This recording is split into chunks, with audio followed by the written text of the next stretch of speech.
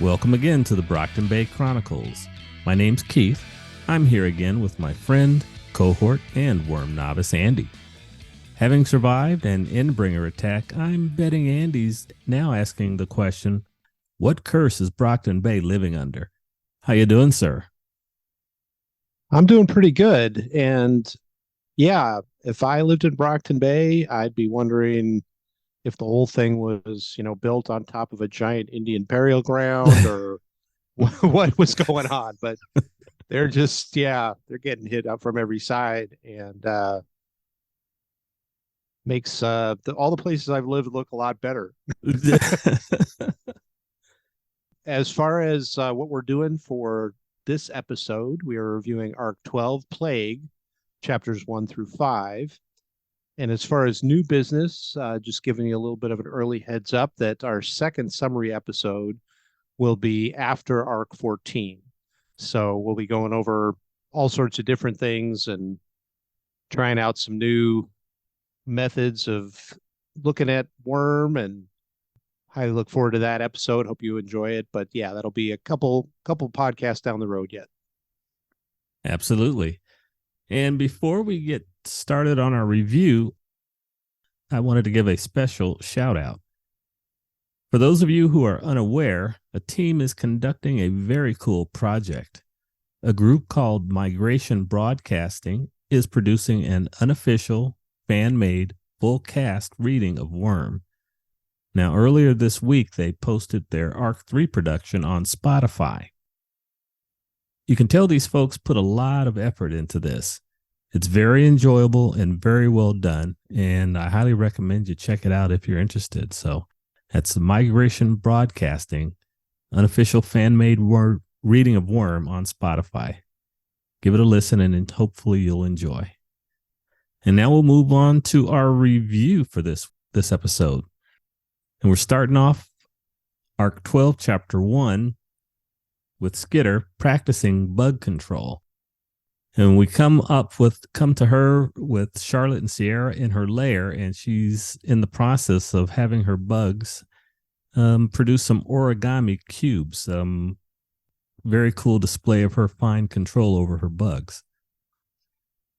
Definitely. And she's gotten some new creatures to work with, thanks to Coil and the supplies that she's asked for. So she's experimenting with that. And I was trying to picture the box. I was thinking of the bugs were making one of those goofy decision things that we had in like elementary school. Oh, wow. Yeah.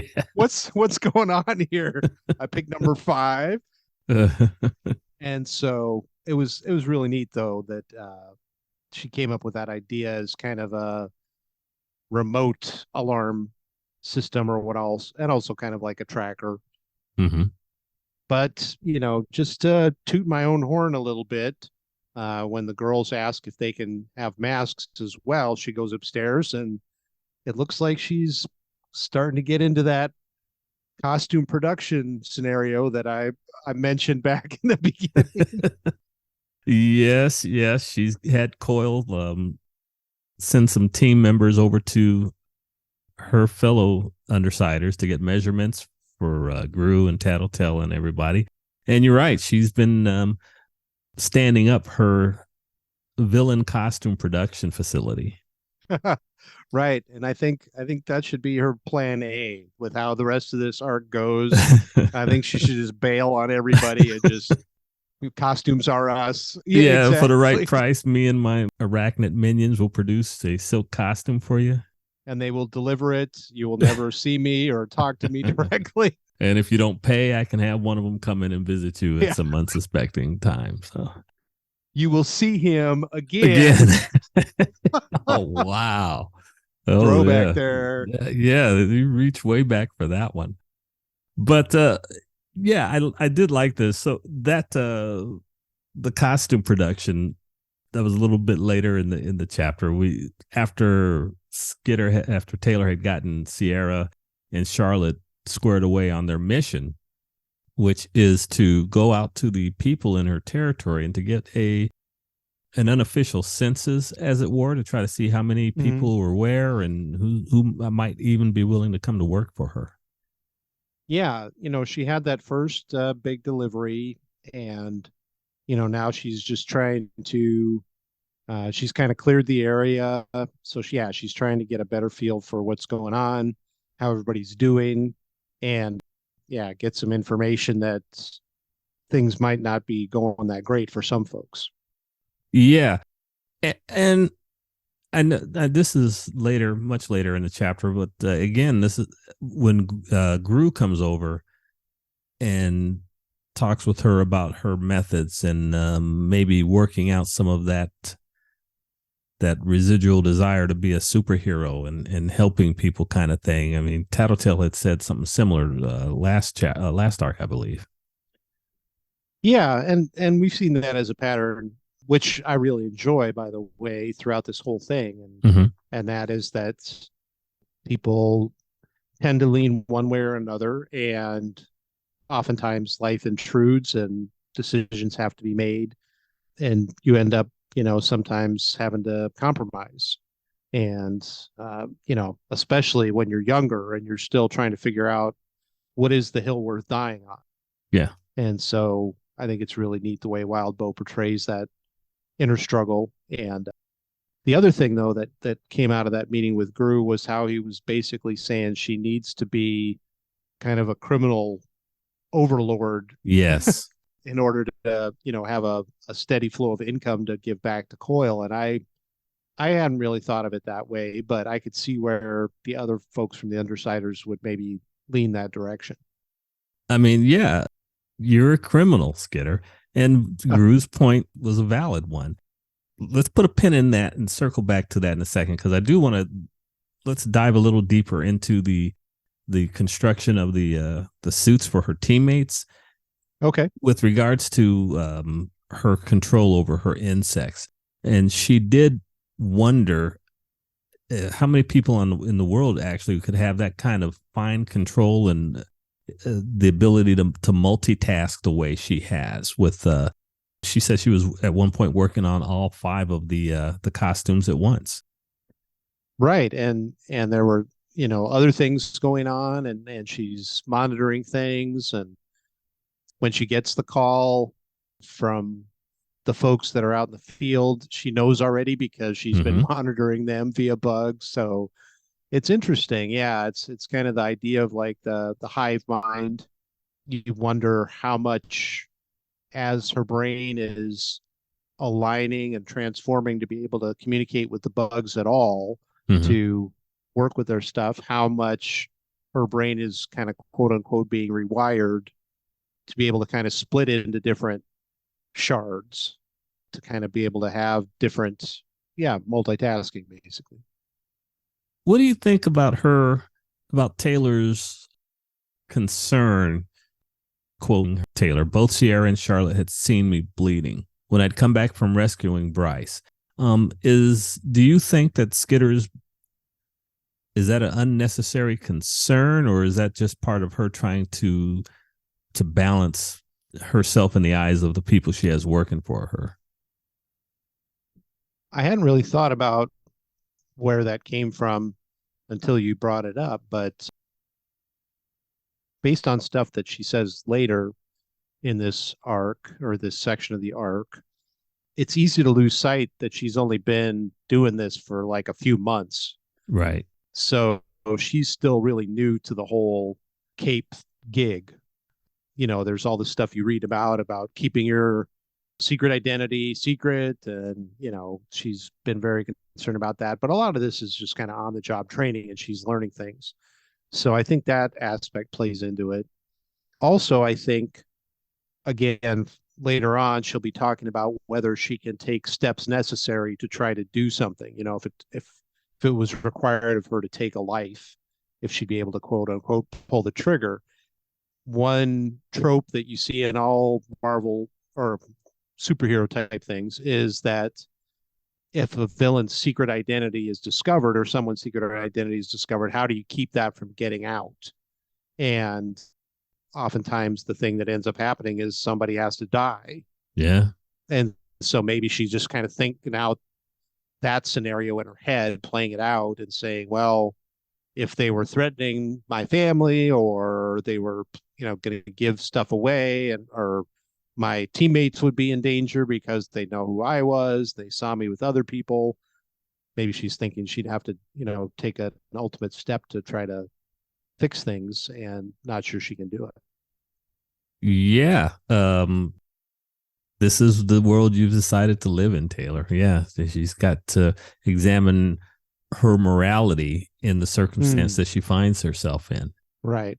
Moving a little further into the chapter, let's talk about the Skitter Rats R Us extermination adventure. Yeah, that was pretty grim the way Yeah. Wildbow described that. And again, this town has been through so much crap. Right. You can understand almost any kind of response is justifiable. It's like all the stuff that we've gone through over the last couple of years as a world, and all the different things that have happened and the way people have reacted to it. A lot of times the reactions we've seen we're not happy with. They don't align with what we're thinking. Mm-hmm. But you never know how people are going to react under that kind of stress, and so you got to cut people a lot of slack. You got to extend grace where you can. So the guy getting all upset and acting like, immediately jumping to the conclusion that the villain is making things worse. Mm-hmm. It's unfortunate, but it's understandable. But yeah, I think Taylor handled that really well, and again showed how her control, her multitasking is continuing to expand. So that was pretty cool. It turns out that that Charlotte and Sierra had come across this group of these two families that were in this building, and that those folks were trying to leave, planning on leaving because of a rat infestation. And the girls called Skitter to say, "Hey, this is what's going on." And then she had a swarm descend on this duplex or building wherever they were living.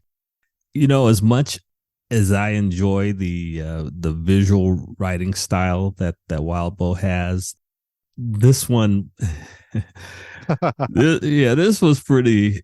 It was effective in how I felt disturbed by the imagery of it all. I can relate to that. I remember a time when a friend had mouse problem, and Mm-hmm. so they put out some of those adhesive traps, Oh yeah. and we found a dead mouse on one of them, but something bigger than the mouse had eaten most of the mouse. Oh And jeez. so then you're kind of like, oh great. But Oh so you jeez. get this instant picture of this, fierce looking rat just, Mm-hmm. hey, look, they're serving me dinner. This is great. So yeah, unfortunately I had that picture jump right to mind as I was reading this section. Oh jeez. Thanks for that. Sure, yeah. Have a good night. Yeah. Thank you. Yeah. Um. So as we move on to when Gru arrived, Skitter finishes having the insects remove the vermin from the apartment building, and talks to the reasonable person, the lady who appeared to be the mom and wife. She seemed grateful. Skitter finishes her business with them and talks to Gru as he arrives on the scene, and that's where we get that conversation between the two of them about Gru discussing and pointing out very different approaches between he and Regent versus Tattletale and Skitter. And I think Skitter took a little bit of umbrage at the point that he was making, the difference between guys and girls. I mean, he wasn't being malicious about it. He was just saying, hey, this is kind of how I think I see it. Yeah, I think Skitter has a long-term goal in mind, and she's a very meticulous planner, strategist, and she thinks she's come up with a really great way of achieving that goal. But I think part of her is realizing that it's going slower than she would have liked. Mm-hmm. There's mention that Coyle isn't able to handle everything on his own, and so he's put in intermediaries, he's delegated stuff, and now so there's another phone call in the phone call chain that has to happen, so to speak. And so I think Skitter probably already has subconsciously misgivings about whether this plan she's crafted is going to work out fast enough or good enough. Mm-hmm. And then for Gru to start poking holes in it, it's natural to get defensive, especially when you think, well, maybe he's right a little bit. There's some validity in what he's saying. Yeah, I mean, yeah, criminal mastermind is probably going to want his underlings to also be aspiring criminal masterminds, not, Right. the equivalent of the American Red Cross or whatever with bugs. But, Taylor's trying to balance out reaching her goal, but not selling her soul in the process. So she could have had bugs wipe out everybody in the area, confiscate all the valuables, Yeah. move people. There's all sorts of ways she could have made a lot of money really fast, probably, but that's not who she is. So she's trying to go her way about it. Are you satisfied with the balance that Wildbow is striking between Taylor being Taylor versus the point you just made about the criminal mastermind wanting his minions to do the dirty work? You like the balance that Wildbow has between those two, the conflict? Yeah, I do. As we've seen, he's done a good job of making these characters three-dimensional and having complex motivations, not just your dime store Snidely Whiplash kind of villain. And they're going to manifest that then in different ways and throughout the story. So, as Gru points out, Tattletale's doing it her way. Mm-hmm. Now she may have a darker motive underlying, that it's just kind of like compiling a database of everything and getting all the info to know exactly where to apply the pressure, the lever to get Yeah. the most out of it. Who knows? In general, she's. So you think Gru, and correct me if I'm wrong, are you thinking Gru might be selling Tattletale short a little bit? I mean, because Tattletale would be working behind the scenes and dealing with information. You're thinking she might be doing a little more than Gru is accounting for. Oh yeah, I definitely think we've seen that over and over again, and so I think she's. If I had to speculate, I would say she's getting specific information and passing it to Coyle, Mm-hmm. as well as compiling the information for herself in order to help her area better and as I said, to figure out what would be the best way to try to make it a viable criminal business. I don't know. Taylor's taken the idea of like economic recovery, Right. Mm-hmm. which is great, but it just is going to take a while. And it's going to cost more than, as Gru rightly points out, it's going to cost more than the little bit of change that she has stowed away. Sorry. Go ahead. Well, and I disagree with that part. So if Taylor was able to take that chunk of change he has and make like a little mini internet cafe with a solar power on the roof or whatever, she could charge through the nose for people to be able to get in there and connect and I see. use it and stuff. And then she's got a cash cow, and then she just takes that money and plows it into a water store or a reverse osmosis system or whatever, and then she's selling water to people. I mean, you've been to big sporting events. Yeah. You buy a pallet of water at Costco for 10 cents a bottle, and then they sell it for $5 a bottle outside the stadium. So Sure. right there, I mean, that's, you're getting a huge profit.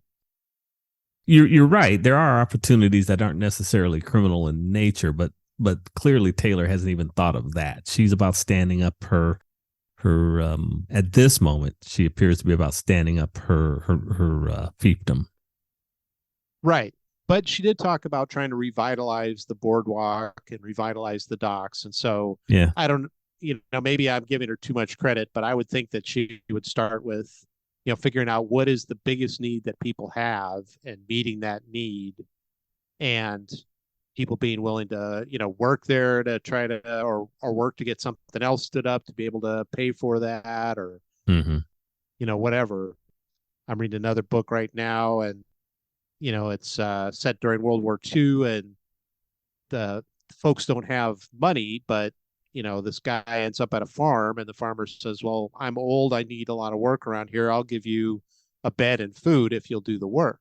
So these people need clean place to live, and they need food and water, and they'd be willing to work for that probably. So, but to get back to your original thing, I think Gru is a little is selling the girl short, by making it a guy versus girl thing. Mm-hmm. And I definitely think he's selling Tattletale short because she's always got the wheels within wheels. And I think Taylor does too, just maybe not as clear a picture. She's more focused on the short term Yeah. and not really seeing how the whole thing's going to work out. But sometimes you got to clean the windows to let the light in to see what else you need to clean up. You got to start somewhere. So Very true. Very true. It turns out that Gru had come to meet her in order to discuss not just how she was proceeding on her territory, but to discuss team business overall.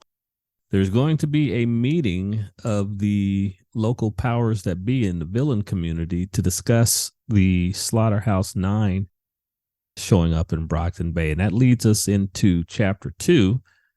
And the team is out on the Leviathan created lake in the middle of downtown, heading out on their way to meet with the rest of the villains on the top of a partially submerged building.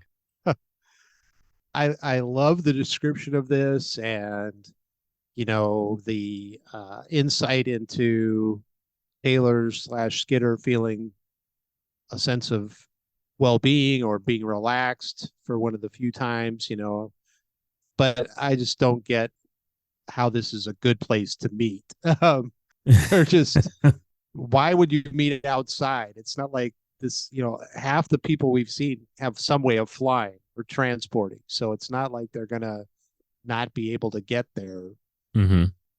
I don't understand why you wouldn't just scout out an indoor place and make sure it's clean and then just meet there. But maybe I'm missing something. Maybe people would feel like it could be an ambush or something if it was inside. I'm betting that's probably the scenario that Wildbow was going with there. Hmm. Especially since with Purity flying high above the building and sending out the signals. My guess is that's probably the feel that Wildbow was going for. But you could be right in your questioning the logic behind that.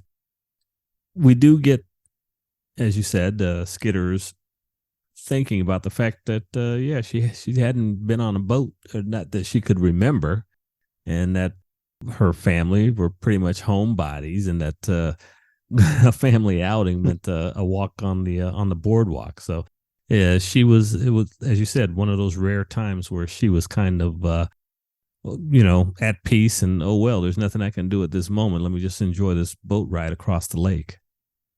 Yeah, she's not feeling, she's taking care of business the best that she can. She's settled into a routine. Things are working. She feels like her powers are getting more under control and finer control of it. And so, yeah, I think she's not having to worry about a lot of the stuff that she worried about for a long time. And so that feels good. But unfortunately, that good feeling is very short lived. Yeah. Yeah. So the team pulls up on this building, and there's everybody's there. Hook Wolf with his crew, Fault Line, Purity and her people, even Skidmark and the rest of the merchant, some of the merchants show up. And then, to my surprise, at that my first reading, my surprise, even the heroes showed up. Turns out that Coyle was true to his word in this instance, and actually did contact them and have them come in to attend this meeting. Yeah, it's quite a menagerie here for sure. And yeah, good old Skidmark. I don't know why they had to include him, but I'm never a fan of him showing up. But yeah, it's interesting that they're all kind of there in a big circle. Then the heroes show up. Excuse me. Yeah. Then Hook Wolf starts his monologue. Yeah. He, as Skitter notes, what he was trying to do with regards to pitting everyone against the undersiders and the travelers, it was blatantly obvious to see, but everyone, he did what he needed to, and everyone else fell in line with his mode of thinking, which was travelers and undersiders, you guys need to stop trying to take over the city while we all come together to deal with this situation.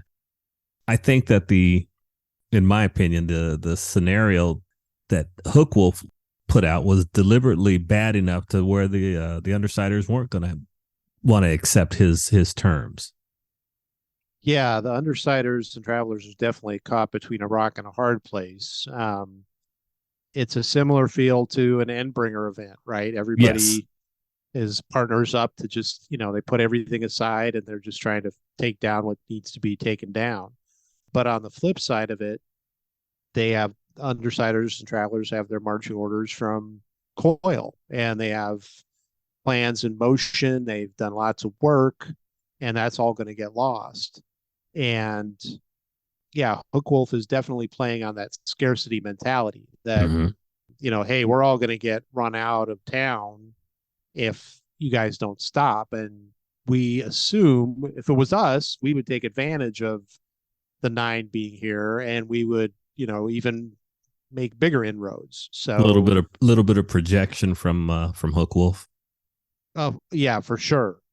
And so, he's trying to make sure that doesn't happen, even though long range, that's what they're planning. But Sure. my guess was that Coil would have tried to bring everybody on board, or as many villains as he could have on board over time, because in order to protect it, he's got to have, a big army basically. You can't just have a few of the super villains. Wait, So so I want to make sure I'm understanding. You're saying, setting aside the Slaughterhouse 9 for a second, you're thinking that Hook Wolf would have reached out to try to pull in. Pardon me. That Coil would have reached out to pull in, like the Chosen or the Pure or some of the other major groups. Is that what you're saying? yeah, I don't think it would have been that cut and dried. Uh-huh. So, I'm guessing that because of the way I think Coil works, Mm-hmm. he would have had long range plans to manipulate the other groups, to either break them up I or gotcha.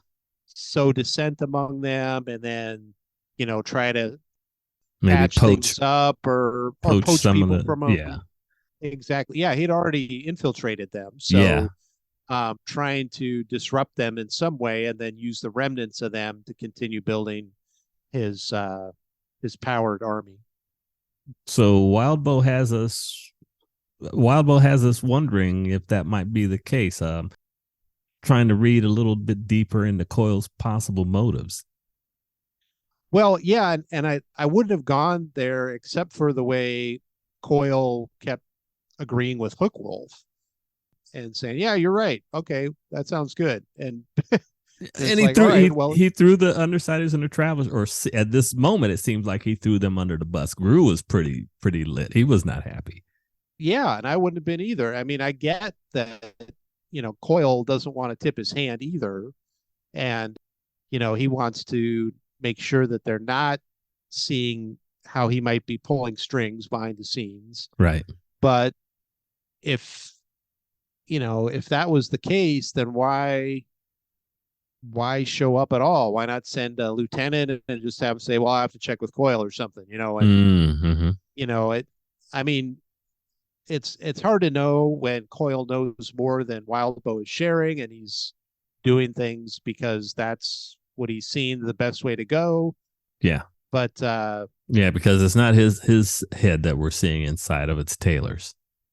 exactly right. So it's hard to know what the plans are that he's going through, what machinations he has going on.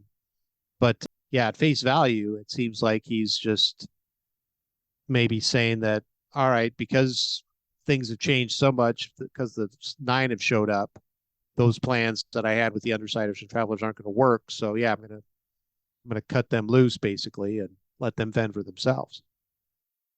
Coyle, surprisingly, well, given the gravity of the situation, I shouldn't say surprisingly, he did come clean about the situation with Jack and the end of the world scenario. What he did lie about was his relationship with Dinah Alcott. Weld had pulled up his they were having this discussion, and Coyle mentioned the end of the world scenario with Jack. That led them on to the whole Coyle has a precog. Who is it? And Weld pulled up his smartphone and said, "Aha, it's got to be Dinah Alcott." Surprise.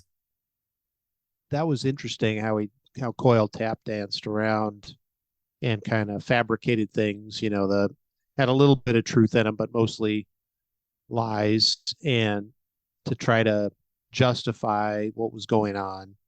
But it was, I'm sure, calculated to release that amount of information at that time. Mm-hmm. And, that makes him kind of a valuable resource then. It's, oh, well, let's check with Coyle. He's got the precog, maybe he can help us out here. And so that gives him some leverage.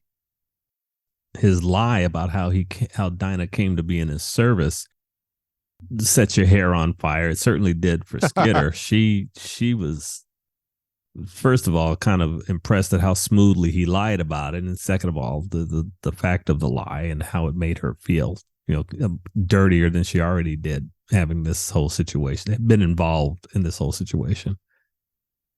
Yeah, the more we talk about this, he's really setting himself up as kind of the level-headed peacekeeper, guru, knowledge guy in this whole mess, and that plays right into kind of what he wants. He wants to be the kingmaker, kind of the advisor, the go-to guy, and making it look like, oh, I was just trying to help her, and yeah, no, you weren't, dude. Good dirt bag. Oh yeah, he's disgusting. So the two sides are beginning to form. Everybody on the building against the Undersiders and the Travelers and their loose confederation. At one point, Skitter talks with has a side conversation with Miss Militia, kind of like, hey, we can't let this situation, what we're trying to do, get in the way of the broader mission of defeating the nine. Can't you do something? And to her credit, Miss Militia kind of throws an idea out there, to which Hookwolf and them promptly shoot down. And she's like, hey, well, I tried, but what can I do? And as you mentioned, that Coyle also played a key role in that, in poking a hole in that idea, I guess.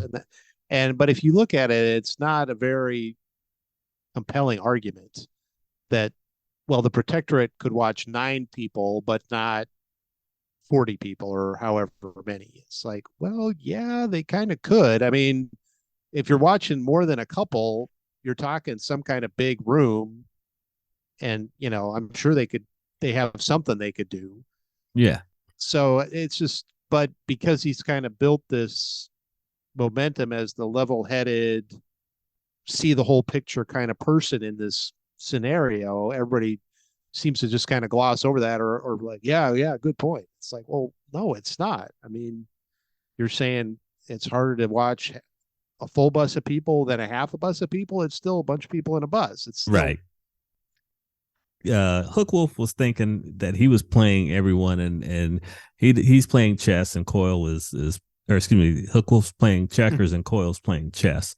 As we're moving toward the end of this chapter, where everything's beginning to descend into not disarray, but the groups are separating. As I said, the Travelers and Undersiders are off by themselves. As this winds down, Hookwolf says, nobody wants to break the peace at neutral ground, so perhaps you'd better go before things get violent. And that was, his way of saying y'all need to hit the bricks, and the rest of us are gonna stay here and handle this situation, which kind of surprises them. Tattletale's like, hey, you won't even let us stick around to be part of the strategy, even though we're not going to formally be in the group. And they're like, nah, get lost. And so they hop in their boats and head off. Yeah, I guess Hookwolf just playing out the rest of his hand, that Yeah. he wanted them separated, and he wanted to make sure it was us against them. He could tell they're mad, or he knows they would be mad. He would be mad if he was them. And so he's just assuming that means violence is the next step. So again, kind of projecting, but it has the desired effect for him that he isolates the two groups that are kind of trying to make things better, and trying to establish territory, and gets everybody else kind of against them. So Yeah. In this instance, well played, Hookwolf. Well played. yeah. And that moves us on into chapter 3, where the Undersiders and the Travelers arrive back at the shore. Gru has been cursing up a blue streak apparently the whole ride back. The two teams decide basically they are going to form an alliance in this situation. And they said, hey, Trickster says, hey, we're nearby Ballistics headquarters. Why don't we go down there and do some planning? Turns out that Imp Imp has stayed back at the meeting place and is going to do her thing, be invisible and spy on the meeting, and Gru wasn't happy about that. Yeah, he says this is the one thing he's trying to keep her out of. He's trying to help her learn the ropes in a group setting, and here she is, after being told by one of the most violent and impulsive people around that they should all leave. She's staying behind and trusting that she won't get caught. And then it turns out, other folks had the same ideas, or they find other ways to try to make sure everything's okay. But as a big brother, I would be pretty upset about that too. Oh, certainly. Most certainly. So they do head on back to Ballistics' little hidden base in a car garage. And that's where they begin to strategize on how to deal with the situation with the 9. How did you like that whole situation? The webcam in with Noelle and Oliver, and trying to figure out the best way to attack that situation. It was hard for me to get a read on that. Noelle is very mysterious, and the way Wildbow described her, kind of getting animated at times and then shutting down at times, and the way Trickster tried to emphasize to Tattletale that she should act like she knew what was going on, and that she was trying to help. It really makes you wonder about Noelle.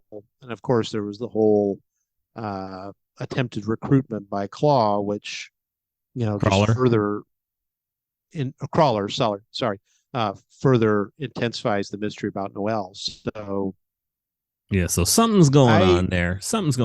And Trickster, when he was talking to Tattletale, Trickster's got concerns that maybe Coil knows the answer and just isn't going to tell him, or is just going to string him along. Something's up there. And I totally agree with Trickster. That could be a possibility with Coil. He definitely gives enough information out to people to get them interested and get them on board, but tends to withhold things that could benefit a person, but would not make him less needed, I guess. That would be against his interest. Right. Well, or predicted to be against his interest. He just seems to assume, well, who knows? Maybe he's doing his whole multiple path thing, but he seems to assume that if somebody gets what they want, they won't hang out with him anymore. And given what we know of Coil, I think that's That's a good assumption, but I wouldn't hang out with him if he gave me anything I wanted. But uh, he seems too stuck in that kind of process. Find out what somebody needs, give them a little bit of that so that they get locked in, and Hmm. then kind of string them along so that you get out of them what you want. Because if you give them everything, they'll just bolt. I got you. You see that as being kind of an MO for him. Yeah, yeah, definitely. Okay. And I think it's limiting. It's short sighted a little bit in that one of the things they talk about, like in leadership books and stuff, is I forget which guy said it, but he said, dig your well before you need it. And the idea is that, besides the right thing to do as a good person, you help other people out when you can, because you never know when you might need help. And Sure. it turned out that that person that you changed their tire on the side of the road she's the CEO of a company, and now you need a job, and you can contact her and get a job. So, you do things out of the goodness of your heart, but also because we're all interconnected, and you never know when you're not the one giving a hand to help Hmm. somebody up, they're the one helping you up. So by always attributing people the worst motivation, or that they'll get what they want and then leave and not help you, it's just it's very limiting, I think. I see. But that could be my goody two shoes nature just bleeding through very heavily. I don't know. You, not you. No, come on. I don't want to skim past the revelation to Taylor about the one time that she was able to hear music through her Mm. bugs. That was a nice tie back or call back from Wildbow. I had forgotten about that. Yeah, there was that one incident, and And she was surprised that the gang hadn't told her that, but understandably, I mean, things had moved on and other big issues had come up in the interim.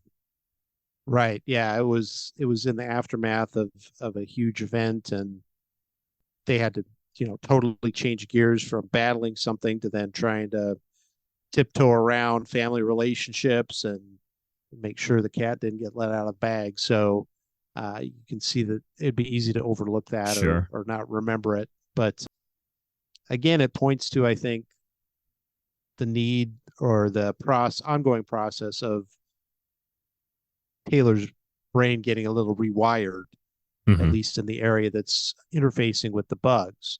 And that when her conscious mind was kind of dialed back because of everything that had happened, then that freed her other parts of her mind to try to make sense of things. And they were able to, yeah, figure out the music. She's got there once. You think she'll be successful getting there again consciously?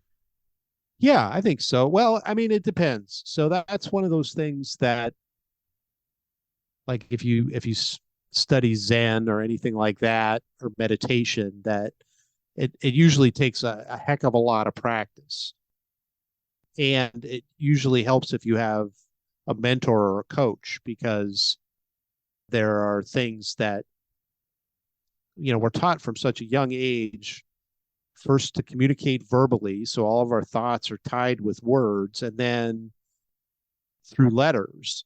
And Mm-hmm. so in order to break free from that kind of thing, and to get into a great meditative state, or it can be achieved in sports, sometimes people call it being in the zone. Yeah. To get in that kind of thing, you really have to work work your butt off to get that freedom, to be able to kind of change gears like that. And so, because that's some really low level programming, if you'll pardon my tech switch there, but that's foundational stuff that you're trying to break free from. So I think it's possible, I guess, with the powers that other folks have, that could give her a leg up on things. Mm-hmm. You know, So yeah, I'm gonna say that I'm gonna predict that she does get to the point where she can actually use a bug as a bug. Yeah, and be able to have them become little spies for her in the future. Right. So the I think team, I'm sorry, go ahead. I think it'll be a thing where she'll have to be, like in a isolation tank almost, and Oh, okay. and every other thing is screened off so that she can just focus on that. But I think she'll get there. So the two groups, as they strategize, they discuss who the nine are there trying to recruit. They run through the various members of the nine, who they were after, who they know they were after. And through this all, I'm going to jump slightly ahead. Through this all, one of the undersiders remains interestingly quiet about the whole recruitment thing. And she's been interestingly quiet throughout this whole arc. Typically, bitch complains at least once a chapter about Yeah, something. Oh, my dog got wet and now he smells bad, or he doesn't like getting wet. You'd think there sure. would have been something that came up, or somebody would have, given her grief about the puppy earlier on, and she would have yelled at them about it or cussed them out. So yeah, she seems very disconnected, and I was kind of thinking, it makes sense based on her interactions with Siberian and how things are going. She's kind of, I think she kind of has one foot out the door almost Yeah. in some sense. So Okay. So the teams as they're going to take a little bit of a break. Genesis is supposed to go back and or pardon me, her projection that she used to go spy on the villain meeting on the building is breaking down. Genesis is coming back to herself from that end. Gru has just said, "Hey, I'm going to go back and go pick up Imp." And as the teams are going up the stairs from the hidden lair, standing out there meeting them are the Slaughterhouse Nine. oh my goodness, yeah, that's,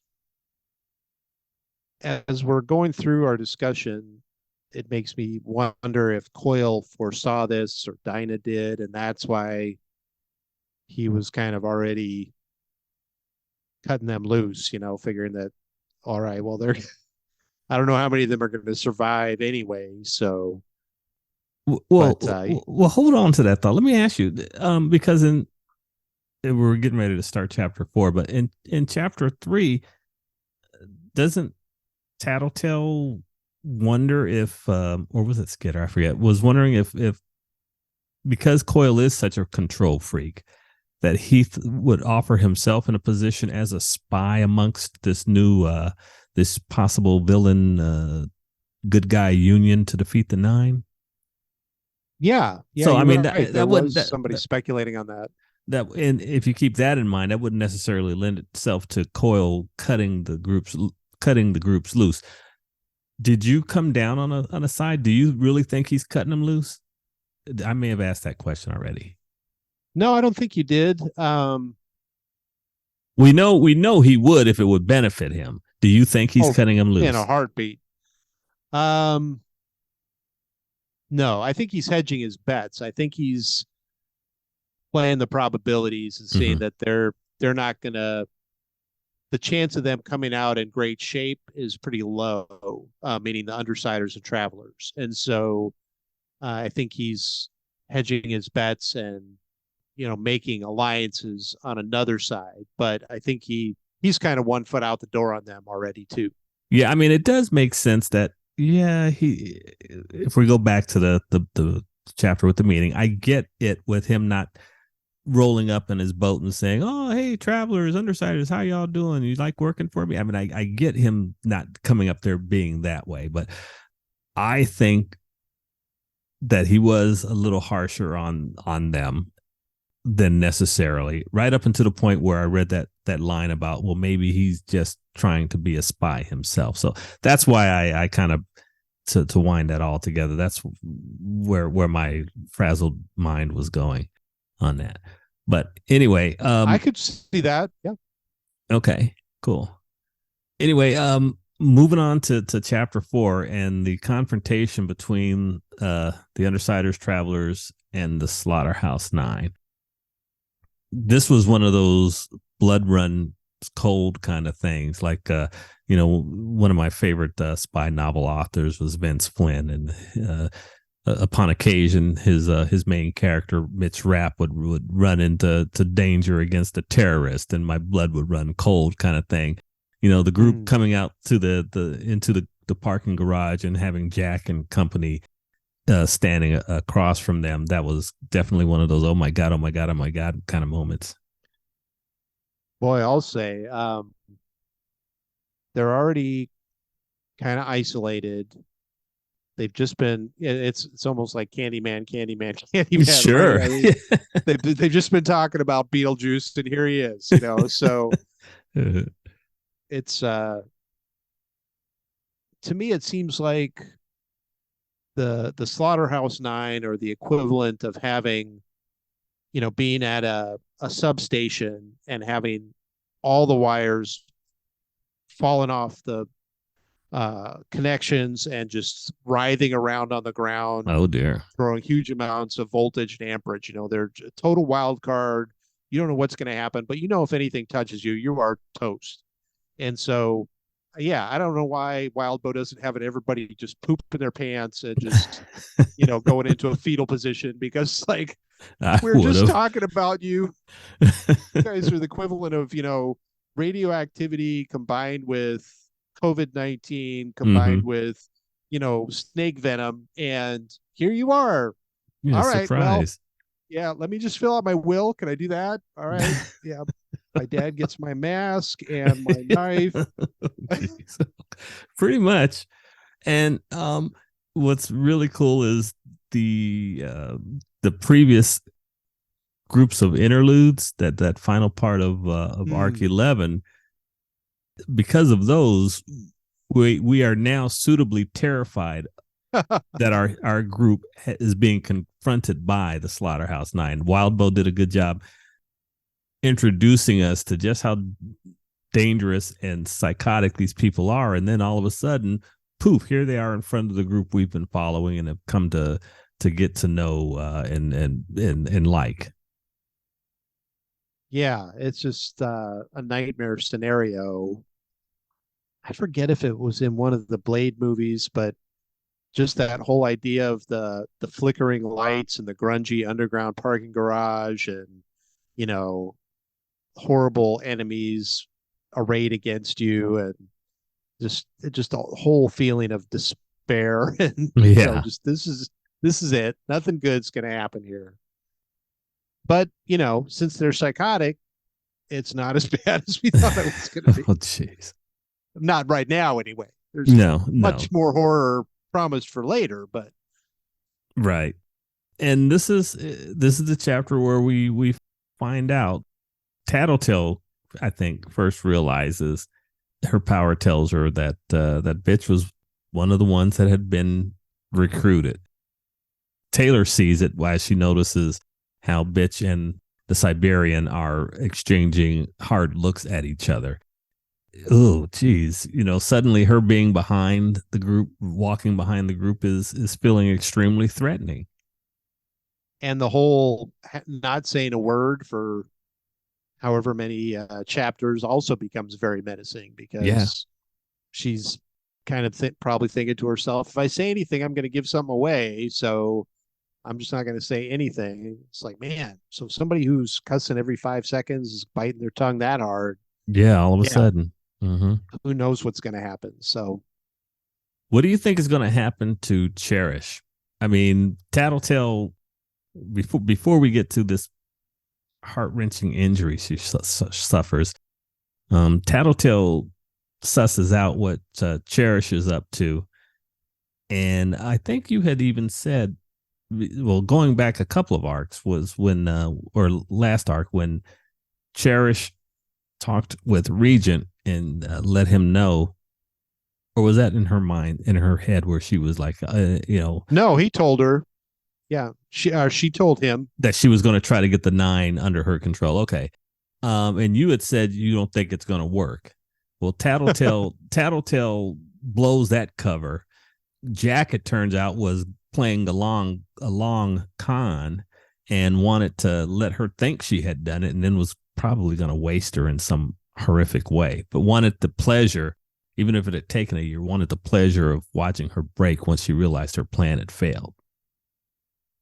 How messed up is that? I mean, this guy is like, I think somebody points out, I think Cherish points out that he's just an ultimate bored psychopath. Mm. So he's always, it's just too easy to just kill him this way. So which way? Oh, I could do that. Oh, wait, this would be better. And it's just like Yeah. I picture him sitting on the can going through all these scenarios until Yeah. he finally gets to somewhere where he's like, yeah, that will screw everybody up. All right, that's what we'll do. And I'll be Yeah. able to enjoy all the machinations and all the stuff going on. Oh, they don't know that I know that they know that I know. Right. Right. Right. And so, yeah, but man, I can't imagine what Cherish is feeling. It's like, oh yeah, I can ride on the back of this alligator, no problem. And then all Mm-hmm. of a sudden it gets turned on her and it's like, oh, this isn't going well. You should have known I was an alligator when you hopped on. Yeah, no, that's Right. what's my nature gonna be. Yep. Anyway, we get detailed discussion as to what Cherish had to go through to join the 9, the various tests that she had to go through. It was some pretty grisly stuff. It seems like Wildbow may be changing genres on us a little bit from a Huh. superhero science kind of novel to something a little different. I hadn't really thought about it that way, but it's possible. I guess I was starting to wonder. So a little ways back, we saw that it seems like there's some greater forces at work here that Mm-hmm. are maybe outside of human understanding, Right. that are causing this to happen. And so on uh, micro level, you could see where this is getting pretty horrible. But if you think of it on a macro level, where it's just incomprehensible beings using the Earth as an experiment, and it's kind of just, well, here's the bacteria in the petri dish, and then we're going to put in the antibacterial, and they're going to duke it out, and then we're going to see what happens. Gotcha. From that macro aspect of it, it's just part of the experiment. I see. So I guess I don't feel like, I feel like it's just another side of the Rubik's cube, I guess, where Mm-hmm. you just keep turning it, and now we're looking at the horror side of the cube, but then hopefully we'll have a superhero side, and we'll Okay. have the science side or whatever. So I don't think it's a full on shift, but we're definitely in a dark part of the book. That's for sure. That's for sure. Jack lashes out as Tattletale is giving out Cherish's plan, and he cuts her face brutally and horrifically. Everyone is shocked, and Gru is cursing at him, and Taylor desperately tries to staunch the bleeding, and that's where Jack goes off about wanting to have seen Cherish suddenly realize that there was nothing she could do. The Slaughterhouse 9 begin to leave after having warned Regent and Bitch about not drinking the water, and Tattletale makes a desperate proposal to them, some kind of a deal. What did you think of that? I mean, it's a desperate move on her part as she's on the verge of bleeding out, but they got the point across. What did you think of that? That was an interesting twist, and got to give Tattletale some major props that she was able to try to continue strategizing while her face is hanging open. Mm-hmm. But and we've already kind of touched on how Jack is a psych addict, basically looking for his next fix, and just doing the same thing they did last time isn't good enough. So she's trying to give him his next high. And so that seems tempting to him. Unfortunately, he's not far enough around the bend that he just jumps at it. He's starts thinking about, well, what if we win though, and you don't? And Mm-hmm. but I think it's a good play on Tattletale's part, but I'm just worried it's the last play she's ever going to make. Yeah. So the nine say, hey, basically we're going to take this under advisement. Tattletale and Gru tell Skitter to take off because Jack had informed them at the time that, well, there was two things. First of all, it was, hey, the don't drink the water warning. And then the second thing was, oh yeah, in 30 minutes or so, Shatterbird is going to sing and destroy all the glass in the city. And that's where Skitter starts thinking to herself, oh my God, the people in my territory, my dad, I've got to go. And Gru and Tattletale tell her, yeah, go, take off. That's after the nine begin to leave. And that moves us on to the final chapter that we're going to cover this evening, where Skitter makes this marathon run, this 5 or 6 mile run back to her home. That was pretty epic dash, that's for sure. I kept trying to think, as my brain usually works, what were alternate ways that this could have been handled? Is there some other way that she could have gotten there quicker or sent bugs ahead to do more? But Taylor being Taylor, she's not trying to just save her dad. She's trying to Right. save everybody. So she ends up spreading herself pretty thin. Then she has to, run like the devil's behind her trying to get home in time. I thought it was interesting at the beginning of this, though, that she actually contemplated trying to kill some of the Yeah. Slaughterhouse Nine. Yeah. As she was running past them, as she was heading out the garage, they were just leisurely strolling. She was running past them, and she was thinking about the pros and cons of doing just that. And so that's something we touched on at the beginning of the podcast, and that was her wondering, could she do it if she had to do it? There were times where that people around her died, or she allowed someone to die, but she hasn't really, quote unquote, pulled the trigger. Mm-hmm. But as she's thinking through this, she's realizing that, she singles out Bonesaw, that Bonesaw could save all of them. And so then it becomes a moot point. Yeah, you could kill them, but they just come back. So you're worse off than you were before. They know what you're going to do, and they aren't out of the picture. Yeah. And the way the Slaughterhouse Nine showed up, and the way they had already figured out what Cherish was going to do, you got to figure that they've got some kind of protection or some ace up their sleeve, that they're okay being there. Mm-hmm. We know Cherish understands emotions and stuff, so maybe they had her kind of figure out what the probable reactions would be, and help out with, all right, no, they're not going to do this, they'll figure out that that's a bad idea, or their proclivity isn't to try to do a suicide mission. Yeah. So And because not they to don't know mention the which. fact that they've got the Siberian there. Now, we actually haven't seen her do her thing yet, but we know she's, from this statement, that she's fought Alexandria Legend and Eidolon, and been around to talk about it. Or, well, if she talked. Right. If anybody other than bitch lived to Yeah. hear her talk. Right. And that's the other part of the equation, is that even if you got most of them, even if one is left, Mm-hmm. everybody else is going to lose. So, but it's a great way that Wildbow gets at, again, highlighting the tension or the struggle that Taylor's going through, in how she's chosen to proceed in her life. And so it's a nice interplay there with kind of the internal dialogue and stuff versus, all right, now I've got to run the fastest Yeah. 10K I've ever run in my life and hope that I make it in time. Yeah. Oh, and And it's a steeplechase. It's not it's not yeah, on the track. I was just about to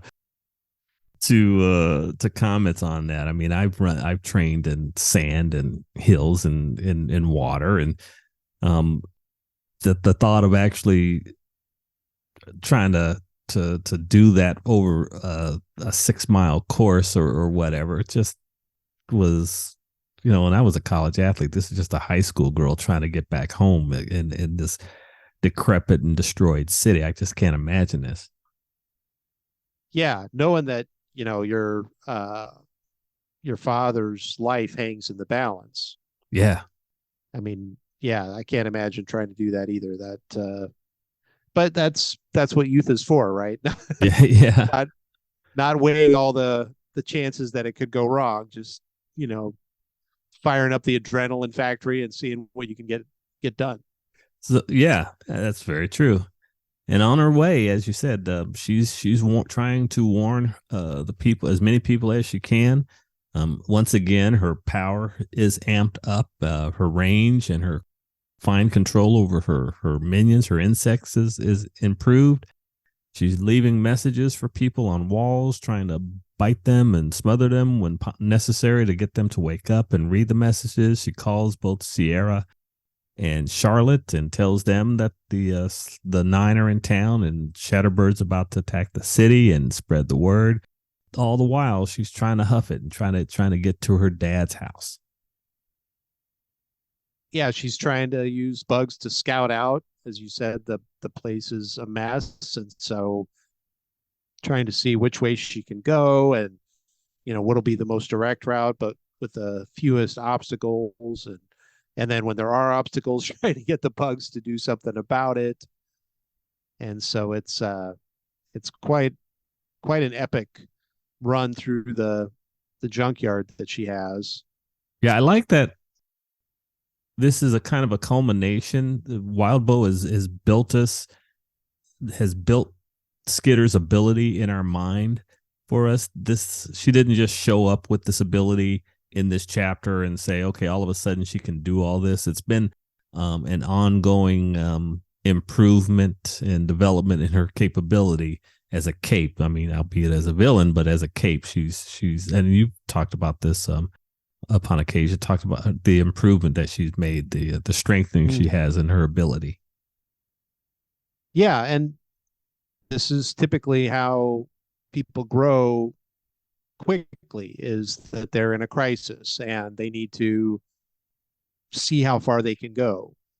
You touched on training for track, and that's a big part of the coach's job, right? Is they recognize that almost all people have kind of built-in limitations Yeah. or things they think they can't do, and the coach's job is to guide them through a path that will lead them to achieving their potential, unlocking things that they didn't know were even there.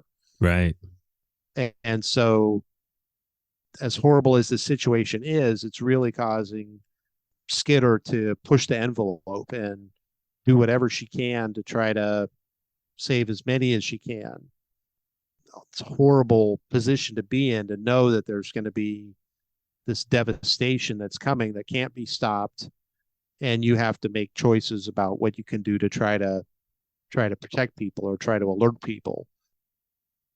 And so, yeah, Wildbow does a great job of portraying how the power, flexing her power, is causing things to improve that way, but also again, kind of the feeling of anxiety and despair that she's not going to Desperation. be able to.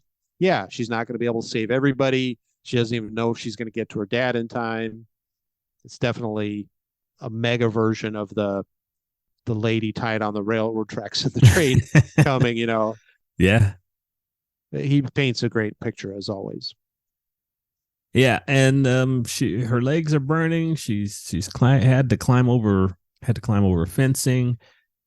Time runs out just as her home comes within range of her power, and she does try to protect her dad as best she can. And then she has to cover herself up, and then Shatterbird sings, and her power takes hold. Pretty good description. The glass breaking, and then the sandstorm. Pretty scary. Oh, very much so. Yeah. And I kind of expected it to be more of a pressure wave type thing, like they show in the movies when, like the old films of Doomtown, as they called it, out in the Nevada desert, Yeah. where you see the wave coming and then the next wave comes. I Mm-hmm. kind of thought it would be more like that, but this is a superpower, so it kind of defies, obviously can defy the laws of physics and stuff, and so it all seems to happen almost instantaneously. I mean, the sound comes after, I guess, but yeah, you can definitely picture it. It's devastating. Yeah, in a place that's already in really bad shape. Yeah, the ABB battle, then Leviathan, and I mean, well, not to mention to make light of the battle they had with with Purity and her crew briefly. Right. So yeah, this city's been beat down. Yeah, and now every bit of glass in a 30-mile radius or whatever has just been disintegrated into tiny shards. So Taylor gets to her house and finds her dad upstairs in his room. He's severely injured, but at least he's alive. Shortly thereafter, some paramedics turn up, and we find out that these guys are at work for Coyle, and that her teammates had sent them there. yeah, and at first she didn't grasp where these people could be coming from, Sure. how they could be showing up all of a sudden. She's pretty nervous about it, understandably, given what's gone on the rest of that day. And then, as part of Coyle's group, they kind of give her costume bits on the side and say, "Yeah, you should probably do a better job of policing your stuff." And Yeah.